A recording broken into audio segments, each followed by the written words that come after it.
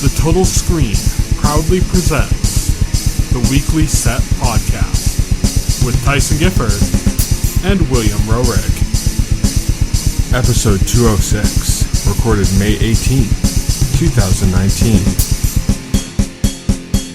Hello, everybody, and welcome to the Weekly Set, the official podcast of The Total Screen. I am your host. My name is Tyson, and joining me today, as always, is my partner in crime here at The Total Screen, William Rohrig. Hello. So, today we are going to be talking about Game of Thrones, Season 8, Episode 5, The Bells, directed by Miguel Sapochnik, something like that. Anyways. Something like that. This is the battle director at Game of Thrones. He's the guy that does all the big battle episodes. He also did episode 3 of this season, the Battle for Winterfell, which is titled The Long Night, I believe. So yeah, he does like all the big battle episodes, really. So this one was another big battle episode, but kind of different. Things kind of took a different tack than I think we were expecting. It's incorrect to call this a battle episode because no actual battle occurred. Well, I mean, no, it wasn't a battle. It was a bit of a one-sided battle. It wasn't a battle because a battle kind of implies that the other side fights, and that didn't happen. Like, really. There was some fighting. There was a little bit of fighting. There was a battle between two brothers. This doesn't classify as a battle episode, but it is as epic in scope as any of the battle episodes that they've done to date. Like, it's all the hallmark. It's visually arresting. You know, it's great set pieces, like tons and tons of people. And perhaps the most hated episode of Game of Thrones. It's the worst episode of Game of Thrones ever. They shit the bed super hard. Yeah, I'm not even watching the finale. Like, fuck this. Like, Queen Daenerys, my queen, my personal queen, they did her dirty. Yeah, your personal queen that you own and have all of the mental insight into. All the mental insight. I named my kid after her, for fuck's sake. I saw like a funny thing where it was somebody did a thing where it was like a mom calling upstairs to her daughter and said, "Arya, come downstairs." And she said, "That's not my name." And she said, "It is now." It is now. Anyways, let's get on to the actual discussion of the episode. We're going to break this down into kind of character stories or groups of character stories and just kind of cover what happened there. So we're going to start off with the shortest character story of the episode, which is Varys' story. Oh, yeah. The episode starts with him. It starts with him. He's writing similar note to what Ned Stark did when he started sending out messages to like Stannis Baratheon and others, kind of doing the whole Joffrey isn't the true heir thing. Yeah, it calls back to that. Like, he's doing that. Although, like who do you think he was writing to? Well, he was writing multiple letters, so I'm imagining he planned to send to quite a few people. I imagine to all of their allies, so like the Prince of Dorne, maybe Yara Greyjoy, people like that probably. It's probably to some of the major houses that either abstained from the war or were involved in either side. I don't know. No, true. Maybe some of the northern houses, but it seemed like he was planning to basically carpet bomb those letters out. Like he wasn't sending one, he was sending a bunch. Right. We don't know if he actually got any of them out at all because we saw him writing one when he was taken away. Yeah, we saw, he's visited by one of his little birds, and she basically tells him, that she thinks people are watching her, and he's very like, of course people are watching you, they're always watching. But Varys doesn't realize, I guess, that he's been pretty careless because he goes up to Jon Snow and he basically tells Jon Snow, I think you should take the crown, take the Iron Throne from Daenerys. I don't think Daenerys is that great anymore. And Jon Snow is, he's a little snitch, right? So Jon Snow goes and snitches and gets Varys killed. Well, we didn't see that. We don't know about that. We know that Tyrion went to Daenerys and that she already had some information on it. Oh, that's right. Okay, yeah, and I think, that's right. And I think that there's the scene where Tyrion says it was me. So yeah, he says that to Varys when Varys is about to be executed. Yeah. He says it was me, not like in a bragging way, not like it was me, but like in more of a Varys, it was me all along. But in more like an apologetic way, like it was me. I did what I had to do. Right. And Varys kind of responds like I hope I deserve it. Right. That I hope I'm wrong about this. Yeah, I hope you all are right and that I'm wrong and that this is deserved because otherwise you all are screwed. I'm sorry. But he doesn't say that part. He doesn't say it. He's thinking it. Yeah. And yeah, so this is, one of the shots that a lot of people have been talking about for this episode. This episode, I mean, whether you like the writing or not, the story or not, has is loaded to the gills with just amazing, beautiful shots. Yeah. One of the ones that a lot of people are talking about that are like, oh, wasn't that just a cool shot? Was Daenerys standing with Jon Snow next to her and Tyrion next to her, and they're facing Varys, and as she's proclaiming his sentence, you see from the blackness of night, you see Drogon's head kind of come out of the shadows. It's just a really cool shot. And then, he roasts Varys alive. And that's the end of Varys' story. Quite literally. Actually, you know what? It might not be the end of his story, because he did a few behaviors before he was taken away that you could kind of look into and might think there could possibly be more to them. I felt like Varys was being uncharacteristically sloppy with he had a lot of notes that he had written to send off. We don't know if he got any of them off, but he might have. If he did, then that's a bit of a continuation of his story. But in addition to that, he also did a kind of weird thing that you could interpret just not as any kind of other thing, but just as a character moment, which he takes off some rings before he is taken away. Yeah. And so there's multiple ways you can say that. He did talk about risk reward with the one girl. He could have taken them off and left them for her to take. Mm-hmm. That she would go to his chambers after he was dead and take those rings, and then she'd have something of value. He could have done it as I'm going to my death, no sense these rings being destroyed. Or he could have done it as a way I'm going to go out humble and just my humble garments and myself and none of my jewelry. Right. There's multiple ways you can look at it. Or it could be a message or, we don't know. But yeah, that's pretty much Varys' story. And he's dead. Yep, and he's dead. And there one too, the death count. Speaking of the dead, we have the Lannister story, which is a house that is almost completely wiped out by the end of the episode. We find out that Daenerys' forces have captured Jaime Lannister on his way to King's Landing, and they've taken him prisoner, and Daenerys is kind of Daenerys scolds Tyrion, right? Because she says, oh, you said your brother, had changed and that he was going to be on our side, but we caught him running back to Cersei. He never changed, and you're a liar, and I hate you. She said those exact words. She did. That was basically her tone. And, and Tyrion's all apologetic, and then she basically turns to Tyrion and she says, you disappoint me. If you disappoint me again, that will be your last time. Yeah, the next time you disappoint me will be the last time you disappoint me, basically. Yeah. And, so, and then after that, as he's about to leave, she tells him about, his brother being captured by their forces trying to sneak into King's Landing. Yeah. So this brings Tyrion to Jaime. He ends up, the Unsullied are guarding him and he gets past them. Tyrion does a bad job trying to speak their native language. And then we're just we speak English, dude. We speak the common tongue, and he's oh, okay. Yeah. and then he basically pulls his authority as Hand of the Queen, being the person with the second most amount of power in their group. Yeah, because they won't let him in, and then he's okay, because they're well, we're ordered to guard him, and he's did those orders come from Daenerys herself? And they're kind of and then he's if no, then there's no, but then they didn't come from anybody who outranks me. So he gets let in. He speaks to his brother. He also has a moment, I'll get out of the way real quick, that I can't remember if it happened before or after this scene, but I'll just get it out of the way real quick, where he ends up talking to Davos about smuggling something, which seems to be that he had him take a ship, or not ship, but a small rowboat.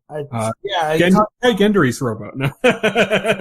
I think that happened before this scene, but I can't remember. But he has him to smuggle something. We don't hear what it is, but later on in the episode, we see, like, by one of the secret entrances / exits to King's Landing, we see a rowboat, which is what... Yeah, basically Tyrion set up a way for Jaime and Cersei to escape without... Yes. So that's basically what Tyrion does when he talks to Jaime. They have like a little heart-to-heart where he talks about how Jaime was the only person who didn't treat him like a monster when he was growing up, and that saved him. And then we also know, of course, that Jaime risked a lot by freeing Tyrion at the end of season 4. Right. Yeah, and exactly. This is like Tyrion's way of paying, Jaime back, something he didn't think he'd ever be able to do. Right, exactly. He didn't think he'd be able to do like a big favor like that for Jaime, because it sounds ludicrous when you think about it, but Jaime had found himself in a situation that Tyrion was able to easily get him out of. Yes. And Tyrion basically tells Jaime to go to King's Landing, get Cersei, and get the fuck out of there. Get the fuck out of there and ring the bells. So that they know it's over, yeah. So, this is, so Tyrion does this, he has this moment with him, they have like a tearful hug goodbye, and that's kind of the last for those two characters interacting with each other. Yeah. Besides that, Tyrion's got kind of a thing going on with Daenerys. When he was talking to her earlier, where he was basically begging her, he said, I'm gonna, if the people of the city turn on Cersei, if the forces realize that the war is over and there's nothing to do and turn on her, they'll ring the bells for their surrender. Yeah, they'll surrender, and they're basically he's basically begging her, don't kill a bunch of people. Just if they surrender, just let them be. Yeah, if they surrender, call off your forces, please. Daenerys does not nod, does not agree, doesn't do anything. She turns her gaze from Tyrion to Grey Worm at that point, and that's kind of it. That's all we get from. She gets no promise at all, and she tells Grey Worm to wait at the gate, and he'll know when it's time. Right. Basically, it goes with the strategy of what she ends up doing, which we'll get to a little bit later. But yeah. Tyrion, of course, what ends up happening in the episode ends up causing him quite a bit of shock and anguish and surprise at what, ends up happening. But the story doesn't really stick with Tyrion because it kind of moves on to Jaime. So as Tyrion did that, Jaime... Yeah, Tyrion actually has a pretty small part in this. Like, by the second half of the episode, Tyrion's pretty much gone from the episode. Yeah. There's a few, reaction shots about the halfway point or something. And that's about the last we see of Tyrion. Right. But we see the story continue on with Jaime, and also, as I said, this is a Lannister story, so we also have Cersei. Cersei's basically just sitting out like she did when the Sept of Baelor was taken out, and how she's just kind of out, in the Red Keep looking out across the city. That's kind of all she's doing through the episode for the most part. Kind of smiling cockily and putting all her hopes in her Scorpion crossbows and the Iron Fleet and the Golden Company and all of them, basically. That's she's put all her hopes in them, and she's just sitting in the Red Keep. That's pretty much it. Meanwhile, Jaime is trying to get into the city, but he can't get in because they start closing the gates. And so people in King's Landing, they're trying to get into the Red Keep, desperately trying to get in there, aren't able to. Yeah, Cersei is closing the gates to prepare for people to be murdered. And Jaime's trying to get in at this point. And he's trying to get in. He takes off, he has a glove over his golden hand, he takes it off, and is kind of holding up his hand as a way to kind of try to identify himself, but it's not really working. People either just don't know who he is or don't care. So he ends up kind of taking a side path. He knows, some of the little secret passes in and out of, King's Landing. King's Landing by the back of his hand at this point. His golden hand. His golden hand, yes. So he's heading off to a different route to do that. It kind of takes him all the way around the city. Basically, I has to leave the city and go around the coast towards where the castle is. And that's where he sees the boat that was left by Davos. Yeah, the rowboat that was left by Davos for him. He kind of glances at that. That's where you're oh, okay, that's what Tyrion was asking Davos for. And he starts going towards this passageway that goes into the castle from there. And as he's doing that, he gets followed by Euron Greyjoy, and we'll get to kind of why he's there in the next story part. But he's on shore there by himself, and he calls out to Jaime, and he's like basically challenging him to a fight and saying that, hey, if you kill me, then you'll have killed 2 kings, and people will sing songs about you then. And Jaime's like, you're no king. And he's like, sure I am. I even fucked the queen. Yeah. Euron just being an asshole. What's funny is that because he has this stupid rivalry with Jaime Lannister, over Cersei. Yeah. Yeah. So Jaime's just trying to get to Cersei to try and save his life, and Euron just wants to have a tumble. Yeah, he wants to have a tumble. Yeah. What's funny about this is that in the when the behind the scenes thing for the episode, they actually talked about Clegane Bowl, which we'll be talking about later on. But when they got to Euron and Jaime's fight, they dubbed it the Dane Bowl because both the actors are Danish. Oh, really? That's funny. The Dane. So the Dane Bowl was just kind of like an out and out brawl. Wasn't not like a skillful martial arts fight or like a clever sword battle. It was just straight up just straight up hand to hand it's just straight punching, slapping, grabbing, gouging. Hand to golden fist. Yeah. Yeah, straight punching, gouging. At one point, Tyrion takes a dagger to the side. You mean Jaime? Jaime? Yeah, Jaime, my freaking brain. He takes a dagger to the side. He hits Euron in the throat with his hand. Euron in the throat with his hand. Finally, although badly injured, he's basically killed, but not dead yet. He's not dead yet. But he's not going to survive. Yeah, he's badly injured at this point, but finally he manages to grab his sword and he manages to drive it through Euron's stomach and basically impale him. And then Euron, as he's laying there dying, Euron just laughs and just gloats oh, I'm the one who killed Jaime Lannister, Yeah, I've heard some people going why is he such a fanboy for Jaime that he needs to, and it's I don't think that's it so much. I think that Euron is so in the moment and he doesn't care about anything. So it's basically he get to a point where he's I'm dying, and instead of being all pitting and dying, he's here's the glory in my situation. I killed Jaime Lannister. I think it wasn't I think Euron was jealous of Jaime. Jaime had Cersei, Jaime had the reputation, he had, this reputation as a great knight, and I think Euron felt inferior compared to Jaime, especially since Euron was basically trying to replace him, by going after Cersei, and, it seemed like he had this weird complex about Jaime Lannister. See, that's the thing. I don't know if it's so much that he had a complex specifically about him as so much that he wanted to see the glory in his moment, he's dying and he wanted to go well, I killed Jaime Lannister. I think that's why he challenged Jaime too, is that, he wanted to, he's done at that point, we'll talk about why, but his fleet is completely destroyed. He's the Greyjoys are gone, the war obviously is not gonna go his way. That much is clear to him. So he's got everything's behind him now. He's pretty much knows his time's up. And so challenging Jaime is well, I'm gonna get a little last moment of glory out of this. Yeah. But, I think there is some aspect of a jealousy or of some kind. He talked about how he was, a long time ago, he talked to Euron about, was it when he was killing Greyjoys in the rebellion? Yeah. The Greyjoy rebellion, and Greyjoy was talking about how beautiful it was, and Jaime's those are your men. Yeah.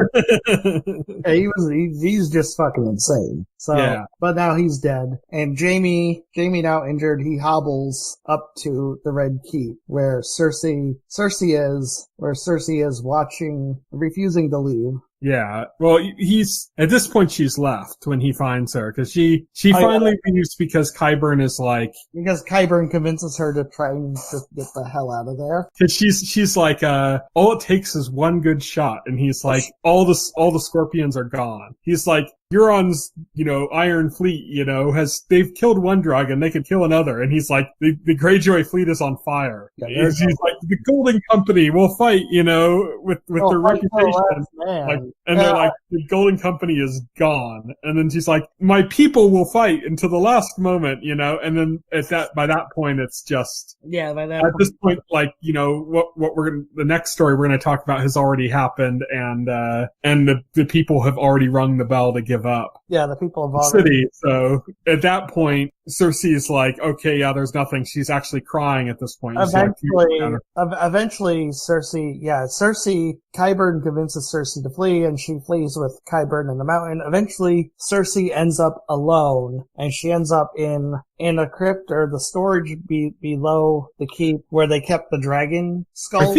Doesn't Jaime find her actually by the map, the painted map, and then takes her? Yeah, that's right. Jaime finds her by the painted map, and then Jaime takes her down there because that's the route Tyrion told him to go to get to. It's the route he took to get in there, actually, because he had to go around. That's true, because he saw the boat coming in. Yeah, so he's going around this route, and he already took it to get into the castle, and then if he takes her out of it, he's got that rowboat there. Yeah, he's got that rowboat. So he's trying to get her and take her out of there, as the Red Keep is crumbling around them. It's just like everything's coming down. And finally, he gets back to where he came in, and it's caved in. Yeah. He can't leave. And so they're trapped. And there's this moment where, Cersei, has this moment where, she's scared, she's crying, and like Jaime embraces her. And it's this really touching moment between Cersei and Jaime, and they're just embracing each other as the keep collapses on top of them. Yeah, he says to her, we're the only ones that matter, only us, which is a callback to something he had said before when she was like stressed out about something and was feeling like all the walls were closing in on her, and that's what he said to kind of get her mind off of it. And he's doing that to get her mind off it as they're about to die, basically. So he's already dead. He's just a dead man walking at this point, with his wound. But like at that point, he realizes that he can't save her. And so he's just trying to kind of embrace her in their last moment. It's interesting to take out Cersei this way because they did so much to imply that, like, maybe Arya was going to assassinate her, or like everybody was like, how do they want to see Cersei die? Like, who did they want to see kill her? Everybody thought like Cersei was gonna die some spectacularly like bloody death by like either dragon or Arya or just somebody like murdering the shit out of her, and it ended with that. And I don't think that's the comeuppance people wanted. Mm-hmm. But I don't know. I mean, sure, but I mean, I thought it made like a great scene to have it. With her and Jaime. Well, it's an element of audience contempt, which is a literary trick where you build up something and then you get the fans basically craving it and wanting it, and then you turn it away. Yeah. You go like, no, this isn't what it's about. It's about this instead. And so you rob the fans of of what they wanted, which is this moment of like comeuppance for her. But then in the place of that, you give them something a little bit deeper and more meaningful. Sure. So that's kind of what they did there, which I thought was kind of brave and interesting to do. So that was actually kind of a cool moment. But that's the end of the Lannister story because, like, as we said, by this point, we don't even see Tyrion anymore in the episode. And after the two of them are gone, he's pretty much the last Lannister. I mean, there might be some, random, like, cousin or something. Well, they're a big family. So there's obviously like relatives and, cousins and uncles and shit. Yeah, but it's the end of Tywin's line, we can say. Yeah, it's the end of Tywin's Lannisters, the ruling Lannisters, Yeah. Yeah. All that's left is Tyrion. It's definitely the end of the Baratheon line.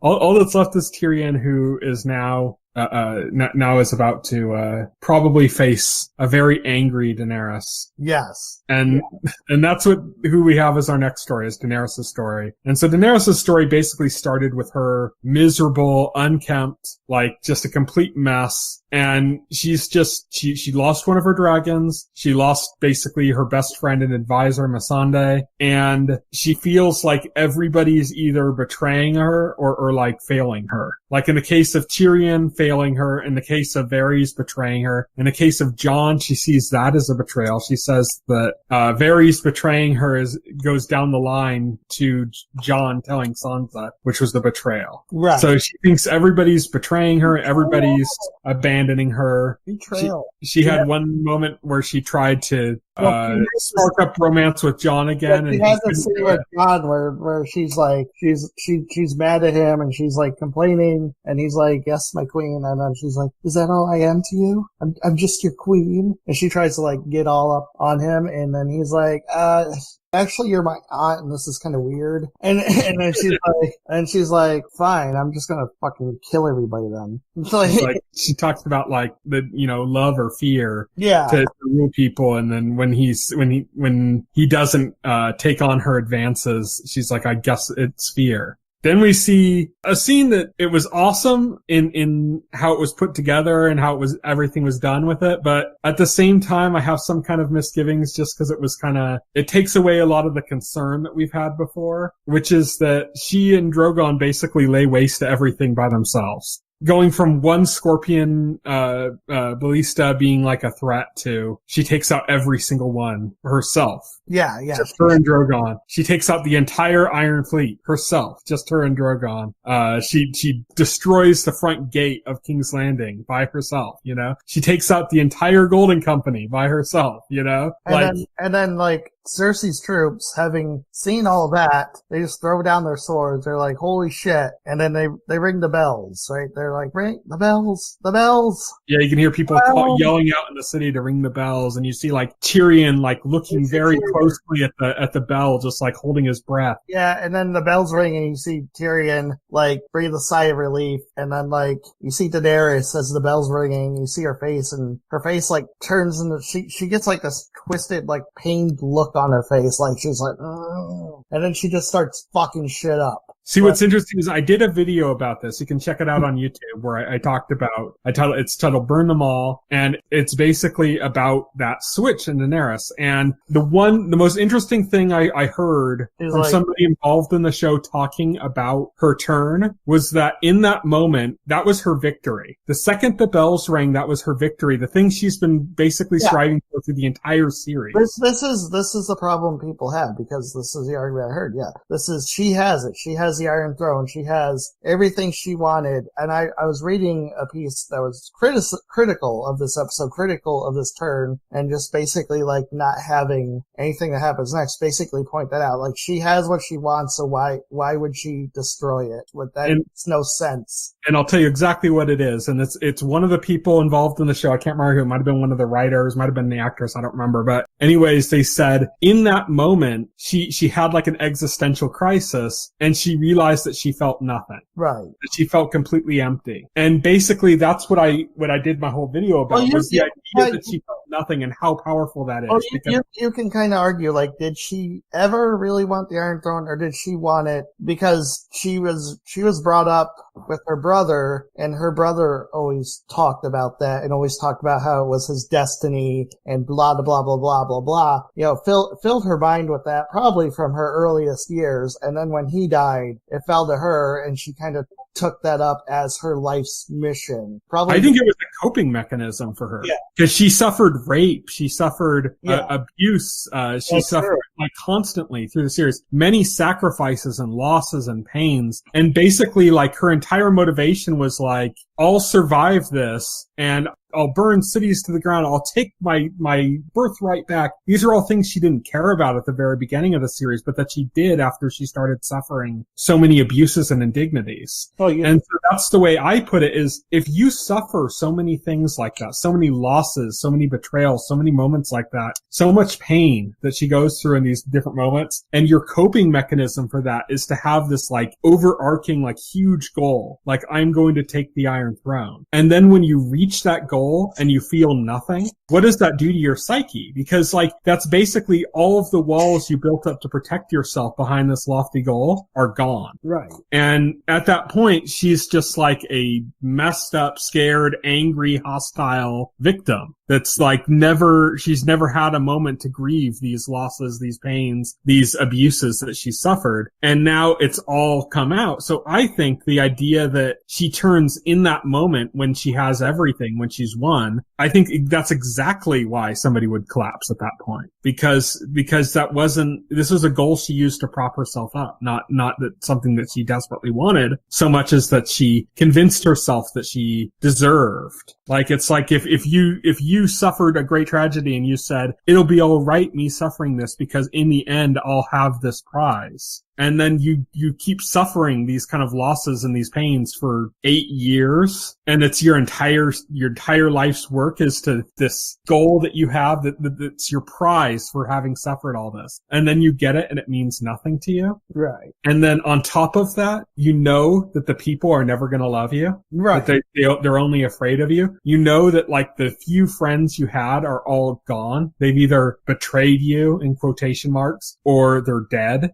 At that point, like, yeah, that's a point to be ripe for a mental breakdown. So I think that that's very plausible in that moment. I don't think it was necessarily that she planned to do all that, which some people think too, like that she was like, oh, she was just going to do this all along. I think it was in that moment she had a complete and utter mental breakdown. They call it a psychotic break. There's actually a term for it. Right. So that's what I suspect, at least. And so I did a video about that. You can check that out on our YouTube channel. You can go to our site to get to that. I talk about that at the end of every podcast, but it's a short little, it's like a 3-minute video basically talking about that with some funny pictures and stuff. But that's it. What's interesting here is that, as you said, this is the moment where Daenerys goes and just starts fucking everything up. Not just the city. It's not like she goes and just says, well, now I'm going to take out Cersei. I'm going to do this. I'm going to do that. No, she just starts zigzagging across the city, burning everyone. She just starts killing and destroying every man, woman, and child. Like she's on a rampage. This isn't directed. This is just like blind rage and fury, and whatever the fuck is there is getting destroyed. You notice from the moment that she commits to doing it, when you see her face get really angry and she starts flying off on the dragon, from that moment on, the only time we see Daenerys is kind of just vaguely on the back of Drogon. Right. Yeah, we don't see her face again through the rest of the episode. Right. Yeah, after that scene, yeah, you actually don't see Daenerys for us. You see a dragon that you see Drogon from a distance several times that you know Daenerys is riding, but you don't. Or you might see her on his back or something in like a long shot. Right, but you don't. Yeah, you don't actually see her face. You don't see her expression as she's doing anything. So before she even lights up the first innocent person, you already have not seen her face anymore. The rest of the episode basically plays out as a disaster. Like, basically treats Daenerys as a natural disaster. Yes. The rest of the episode basically plays out as a disaster movie. Like, that's why I said this isn't like a battle, cause like no battle happens. Like, as soon as the battle's about to happen, Daenerys like fucks shit up with her dragon and everybody surrenders, and then she proceeds to fuck shit up even more. Yeah. So there's no actual battle occurs. So this is more like so I should say instead of a battle episode, this is more like a disaster episode. Like because it plays out like this huge natural disaster is happening. Yeah. Like, it looks like there's like soot and everything, so it looks like a volcano like erupted. Well, they've actually compared the episode, some of the showrunners and stuff have talked about it, to the bombing of Dresden. Right. Which was just a straight firebombing of the entire city in World War II. And yeah, like, that wasn't a natural disaster, obviously. That was like a carried out thing. But the idea is that it's faceless. It's just troops in jets, launching this attack on the city in fighter jets, fighter planes doing that. It's not, there's no like, you don't have like a moment of the general going, haha, now we have them, or you don't see Daenerys' reaction to what she's doing. So none of that is shown at all. It's all this disaster. And so I think that's interesting because we still don't quite have a full grip on her headspace. Right. We don't have a And if she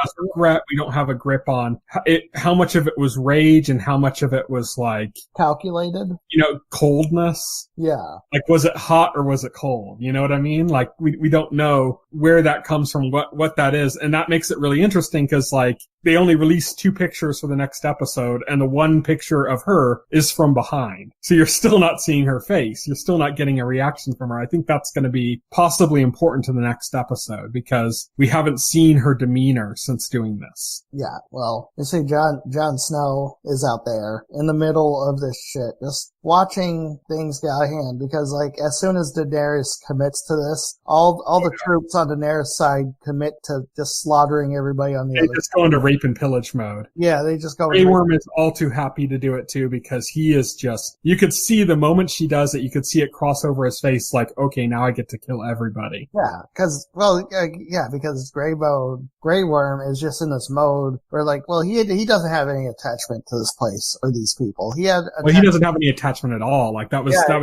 thing. Missandei was an attachment. Yeah, he had an attachment to Missandei, and they killed Missandei, so he wants revenge. Yeah, he doesn't care about anybody anymore. Yeah. So he's just like, kill them all. That's his kind of viewpoint now. Yeah. And so the second she starts doing it, he's like, yes, finally. And he just immediately starts going after and murdering as many people as he can. As he does that, the other Unsullied kind of follow suit. And to Jon's horror, his Northmen do the same thing. His Northmen start raping and pillaging. Jon's trying to tell his men to back down. They're not really listening. Yeah, partially because he's also like killing as he's telling them not to kill. Because the other soldiers are trying to fight back, and so they're trying to fight back and not be killed. So Jon's forced to kill people trying to kill him. So so he's killing off soldiers and going, stop, hold back. He's trying to tell his men not to be killing and stuff. He ends up grabbing one of the Northmen that's like trying to rape a woman in the middle of the battle. Yeah. And he stops him, and they like look right at each other, get the measure of each other, and then the guy tries to kill Jon. Yeah, the guy tries to kill Jon. Like, seriously, dude, Jon killed him. And but you see, like, this is the moment where Jon Snow completely loses faith in Daenerys, right?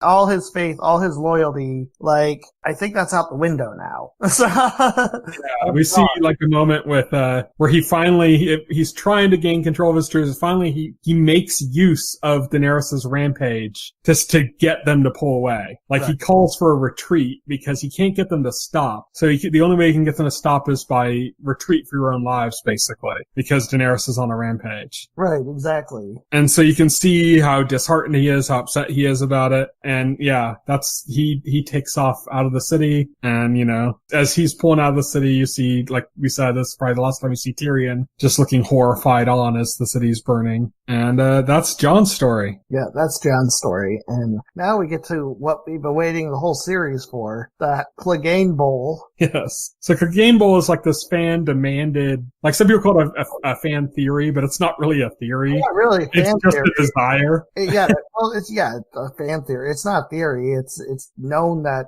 Clegane, Sandor hates his brother because his brother is like an inhuman psychopath and burned his face in a fireplace at a very young age. And so he's had an axe to grind with his brother ever since. And the only thing that happened is like that fateful encounter just didn't get a chance to happen up until this point.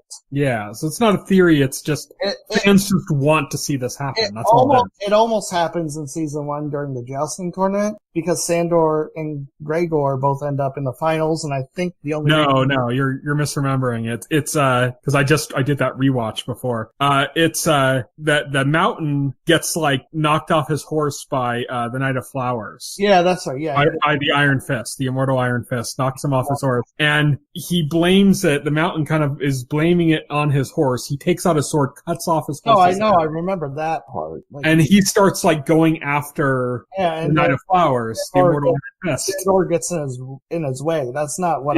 That's not really what I was talking about. I was talking about the hope that Sandor had that he would face his brother in the joust. No, I mean like they didn't end up in the finals against each other. Right, I know. I was wrong about that. but Yeah. it wasn't really talking about like that confrontation in specific. I was talking about the hope that Sandor had going into the joust that he would end up facing his brother. Yeah. He's been wanting to kill his brother since he was a boy. He finally has his chance now. He's walking with Arya. They're both kind of set on revenge. At the point where everything's burning down and collapsing, he turns to Arya and he says, look, this path forward now, there's like no escaping it. The castle's collapsing. If you come with me, you're going to die. And he's like, it's pointless. Like, don't do this just to kill Cersei. She's gonna die too. Like, she's not gonna be able to get away from this. She's gonna die anyway, so. Yeah, so he's like, to kill somebody who's gonna, like, that seems pointless. He's all, don't be like me where it's all that matters to you is getting this revenge. Just let it go and get out of here. And she agrees to that. She thanks him and then they kind of part ways. And then Sandor climbs up the stairs and just as, Cersei, Qyburn, and the Mountain as well as some other guards are heading down the stairs, the spiral staircase thing in this building, in the castle. Sandor like blocks their path and is basically like challenging the Mountain. Cersei's other guards go down and Sandor just quickly dispatches them all. Showing, it's like he and the Mountain are like in a whole other league than these other guys. Yeah. And so the Mountain, he sees Sandor, his brother, and he moves to confront him. It's funny because like Cersei is like, no, Gregor, stay with me. And he's like ignoring Cersei. And then like, Qyburn tries to back her. Qyburn like goes up and says, Gregor, listen to your queen. And Gregor just like takes Qyburn and like bashes his head against the collapsing wall of the stairs. And it chucks him down the stairs and you just see Qyburn collapse in a heap. Yeah, you just see Qyburn. And so like, yeah, at this point, Gregor is completely focused on Sandor in like the confrontation. And like, you see like Sandor is pumping himself up. Like, he's like, oh fuck, yeah, this is happening. The funniest thing is Cersei just kind of like walks past them. Cersei realizes that, there's nothing she could do there, so she might as well just continue trying to get the hell out of there. And what we get is like the most video game fight ever because they're fighting on this like set piece of this like spiral staircase that's going around the inside of a tower. And as they're fighting, like the wall partly collapses and you see Daenerys the Dragon in the background. I'm like, this is like straight out of a video game. Yeah. We have like this big set piece battle. This is like the end of God of War or some shit. Yeah. And they're going at it. But it is a testament to how strong the rivalry is though, because Greg Zombie, that version of him, like Qyburn like designed it like so where he was supposed to be 100% obedient to Cersei. So when he starts ignoring Cersei, like, that's how strong that rivalry is, because he's not supposed to do that. You're like, not out of like some loyalty to the house or to his position, but because when Qyburn did his thing to bring him back, he made him obedient. Yes. Yeah. Well, I mean, Qyburn's basically Victor Frankenstein. Yeah, he's Frankenstein's monster. And as we know, Frankenstein's monster turned on Frankenstein. Sure. Yeah, that's true. So this is destined to happen, basically. Yeah, this was destined to happen. Exactly. So he goes, he fights the Hound. It's brutal. I'd say the Hound is doing a better job in the fighting, but the Mountain is just unstoppable. Yeah, like if the Mountain was still human, like Sandor would have easily won halfway through that, because like there's a point where he puts a sword clean through him and it does nothing. Yeah, it doesn't even slow him down. It doesn't even slow him down. He doesn't even like say ouch. You know. He takes it to his advantage because as Sandor's trying to pull the sword back out, Gregor like just backhands him and knocks him down the stairs. And it gets to a point where it looks like that he's just going to kill Sandor because like he's basically give him the old Oberyn. Yeah, he's giving the old Oberyn, and it looks like he's going to win because he's basically invincible, you know? And there's nothing like, you see like Sandor's like stabbing his neck with his dagger. He's screaming, die, damn you. It's not doing anything. Yeah, it's just not even slowing him down. He's stabbing him in the side of the chest. He's stabbing him in the neck. He's stabbing him. It's just doing nothing. It's just not even slowing him. And he's squeezing on Sandor's eyes, getting ready to make him pop, like we said, the old Oberyn. The old Oberyn. And finally, like, Sandor's dagger dagger finds from Arya's book. Yeah. Is that what Arya said she was going to do to him? Yeah, he does what Arya said she was going to do to him. His dagger finds Gregor's temple, and he jabs it right through his brain. And that's through his eye. Yeah. Well, through his eye and by extension his brain. Yeah. Well, no, I mean, like, he goes through his eye and out the back of his head, which is exactly what Arya said she was going to do to Sandor. And that stuns him. That doesn't stop him completely because he's still moving after that. But like, yeah, that stuns him, and that gives Sandor an opening to basically like just push him off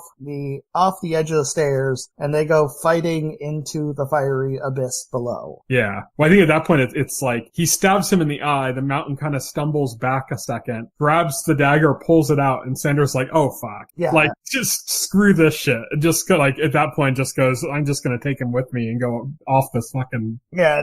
I think at that point Sandor realized he wasn't winning this fight. So. Yeah.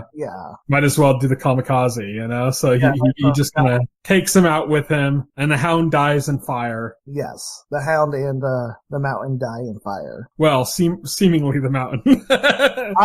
I'm assuming the Mountain's dead. I'm assuming too, but for all, like, he took a dagger through the brain, remember? We might see the Mountain's like skeleton get up and start harassing people. He's like invulnerable. But anyways, that's the end of the Hound story. Hound and the Mountain, apparently the Mountain dead. And then lastly, we have Arya's story, which we already talked about. Arya and the Mountain were going, with Arya planning to kill Cersei and the Hound planning to kill the Mountain. There's some cool moments with them. They just look awesome walking together. Like, there's a moment when they're riding up on horses through, Cersei's camp, and some Northmen, like, block their path, and they're like, who are you? And she's like, I'm Arya Stark, I've come to kill Cersei. And the guy just, like, stops. Like, he can't say anything, and he's like, I'm gonna have to check with my leader, because at this point, Arya's famous. Yeah, at this point. All this whole army because she killed the Night King. She killed the entire army of the dead. Well, she says, I'm here to kill Cersei, and they kind of, like, laugh at her, right? They're like, yeah. No, they didn't do that at all, I don't think. I remember them being, and then the Hound chimes in, and he's like, think about it. He's like, think about it. She kills Cersei, then the war is over. You might actually not have to die tomorrow. See, I got a completely different read on that. I didn't see the guy laugh at all. It was more like, remember, Arya's famous. Like, everybody knows her as the hero of Winterfell. Maybe I remembered that incorrectly, but but the important part was like what the Hound said, because the Hound's like, think about it. If she kills Cersei, then you won't have to die tomorrow. And then the guard, like, with that logic in his head, he's just like, okay, yeah, I'll have to ask. And the Hound's like, go ahead and do that. And they just go right through. Instead of like sitting around waiting, they just like, oh, we'll just go through while you're doing that. But then there's also like, you see them walking into King's Landing. They just look like a badass pair walking together. They do. You have the Hound as like this brute, and you have like Arya as the like skilled assassin. And it's just like a very, very video gamey or like cool like movie partnership kind of thing. It looked awesome as they were up and approaching. But yeah, besides that, we kind of talked about where Arya and the Mountain split paths. After that, Arya's kind of heading back out to the city. We should mention that there was a woman with a child that's featured prominently several times before this that you see in King's Landing. Yes. Kind of like trying to get through the city. And even like one of the first times you see her is when Arya and the Mountain are walking through the city, and they walk by this woman and the child, and Arya kind of glances back at her. So as Arya's leaving and going through, like, shit's just getting blown up left and right. Yes. And at one point, the woman, like, helps Arya up. Like, Arya's, like, been knocked over, and she helps Arya up, and is like, come this way or something. And then they immediately get separated again, because it's just absolute chaos. There's just destruction everywhere. So she keeps running into this woman and then getting separated from her again. Yeah. And the last time, after almost dying, like, they do like a little fake out scene where it looks like she's dead. Yeah. And then she kind of wakes up, and she kind of stumbles into this alleyway or something. There's a bunch of people like huddled there, including this woman and her child. And they're huddled there just trying to wait it out. And Arya's like, don't you see what's happening? She's destroying everything. Like, if you stay here here, you will die. Your only chance, and you could still die, but your only chance is to, like, leave with me. And so Arya finally convinces them and leads a few of them out, including the woman and this child. And as they're going, a certain, after a number of events, they end up getting separated. The mother is injured. Arya tries to, like, help carry her out with her daughter. And they're going too slow because the mom's injured. And the mom's like, just take my daughter. And Arya tries to grab the daughter and go, but the daughter, like, fights and gets away. Yeah. To go back to her mother. And in that moment, Daenerys is, like, dive bombing and fires that alley. And Arya's able to kind of, like, dodge out of the way at the last moment, gets caught by some of the rubble and injured again, but doesn't die. But she gets back to that spot, and the mother and child are burnt to a crisp. Yeah, it's sad. And you just see the mother's body holding the child's body. It's similar to, like, if you've ever seen, like, the pictures of the bodies they found in, like, Pompeii. Right. Where, like, families had huddled together and were, rolled over with lava, and they've been preserved as, like, ash statues, kind of. Right. So it's kind of like that. This mother holding her child, and they're just black. They're just blackened ash statues. And you see the daughter still holding what she's been holding this whole time, this toy horse. And after Arya looks away from that, she sees a white horse that just happens to be there, that's just covered in soot, but it's a white horse. And Arya kind of, like, is, like, in awe of this weird experience that she's just came across this horse on this deserted, destroyed What is that horse thing? town. What does it mean? Well, there's a few different things that people have thought of, like, one thing is that Daenerys's horse that she was given by Khal Drogo that she ended up sacrificing was a white horse. That's But I think the more notable reference is not in the lore of Game of Thrones at all, but in biblical lore, which is death. Death rides a pale horse. Oh, yeah. And so Arya is death, basically. Arya is death. Except Arya's death, except for, like, at the last minute, like, Sandor told her, hey, don't be death, that's bad. Go be Arya. So I don't know. I don't know. I think Arya might have added another name to her list at the last moment. Yeah. So, ironically, another person with green eyes. Yeah, ironically, another person. Yeah. Because we've seen the brown eyes, we've seen the blue eyes, obviously. The green eyes were, like, everybody thought that was Cersei, right? Yeah. And she didn't take those green eyes, but somebody else has green eyes. Yep, somebody else has green eyes. So you think she might take out Daenerys next episode?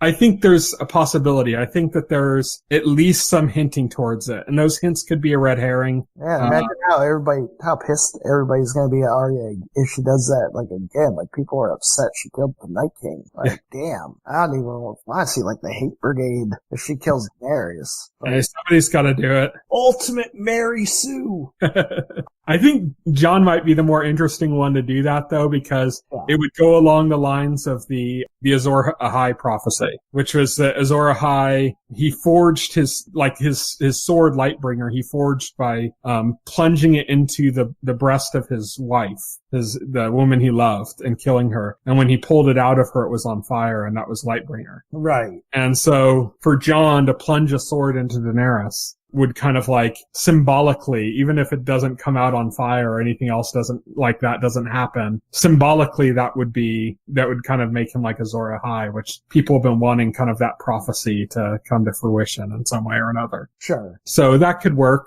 But yeah, I mean, I don't know. Like, I think I've given up on making predictions for the show. Yeah. I think there are some fake predictions you can make. Like, it's pretty easy to predict that Daenerys is going to get killed, right? That, like, that's kind of... That's not going to happen. You don't know. Exactly the thing. Like, they could completely swerve on us and have that not happen.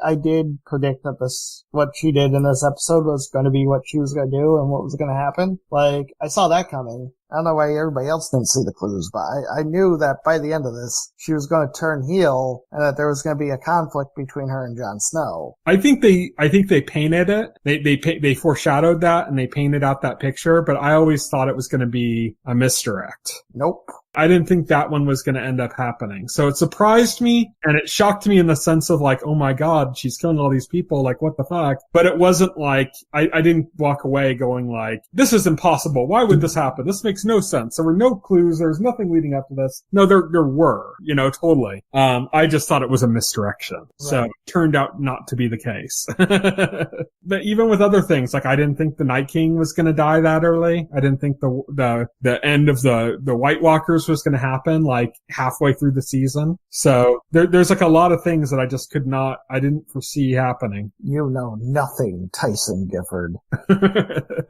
But yeah, I can't really predict what's going to happen next. This is like a really hard one for me. I can't predict what's going to happen next episode. I have some ideas, but I feel like the second it leaves my mouth, it's not going to happen. Right, exactly. I have ideas too, but I feel like they're going to go for some kind of swerve, and I just don't know I just don't know what that's going to be. I can't. Bring democracy to Westeros. Yeah. I mean, I don't know. I still think the Iron Throne is not going to last through the end. She's going to burn that thing down too. Like she doesn't care at this point. If the Iron Throne is standing at all anymore, I mean, she kind of took out the Red Keep where it was. But if the Iron Throne is standing at all anymore, I think it's going to be destroyed by the end of the show. Yeah. They're going to do away with it. Not just physically, but symbolically as well. Like as like the idea of like a king to rule the whole realm. I think that is gone. It could go back to being like each realm is its own independent kingdom. Yeah, or it could be a democracy. Not gonna be a democracy. It could be. It could be. Happen. It could be like what's it called? The Magna Carta. It's not gonna be. It's not gonna be that. Well, the Magna Carta wasn't full democracy. It was limits on the king's power. Right. That were placed. Like I could see something like that happening. I don't think so. Like if you're looking for like a full, it's not gonna be like some kind of happy ending where democracy is. So a happy ending, like a lesson learned, a bittersweet lesson. They're not going to go for the happy ending. They're going to go for the melancholy at best ending. Yeah, I could see that. I don't know. I don't know that the second I formulate a solid idea of what's going to happen, it ends up kind of going the other way. So right, it feels futile to predict it at this point. I can make a safe prediction that everybody's going to hate it regardless. Oh yeah, there's going to be a large contingent of people that have already decided to hate it. Apparently, it's already been spoiled. So apparently, like people like already know. Yeah, but with no evidence, like it could be bullshit. It's spoiled in the same way every Nintendo Direct is spoiled. But people are saying, but the leaker knew exactly what was going to happen in this episode and the last episode. Yeah, I mean, I don't know. There were a lot of people that theorized this exact chain of events. Right. So I just don't know. It's like when people say like this episode was leaked, I look at it with the same amount of credibility as you would, this Nintendo Direct was leaked or something, Right, exactly. Like so many people are just going to claim that that they're a leak or something. I can't give it any credibility. Plus I know that they filmed actually a bunch of like scenes that even like the actors don't even know that 100% how it's going to end because they did some like alternates and stuff. Right. So I don't know. I mean, it could have leaked from like a distributor or something that would have the final cut, like somebody doing the back end for, HBO Go Australia or something. But that's it. That's Game of Thrones. We're going to be talking about it next week. We're recording this podcast right now on Saturday, May 18th, which means that the finale actually airs tomorrow. I'll have my last video talking about the show, my last like short video talking about a specific aspect of that episode on Monday. And then we'll be doing the next podcast, around this time next week. So give you a chance to kind of digest everything before we go into our full discussion of the season finale, which is going to be next week. The season finale airs tomorrow, like I said, from when we record this. Mm-hmm. Until then, here's what's coming up in the week ahead. So as I said, we're recording this on Saturday. On Friday, yesterday, May 17th, Catch 22, the miniseries came to Hulu. Fleabag to Amazon Prime. The Rain to Netflix. A 1994, the miniseries to Netflix. It's Bruno to Netflix and White Gold to Netflix. So as usual, Netflix just carpet bombing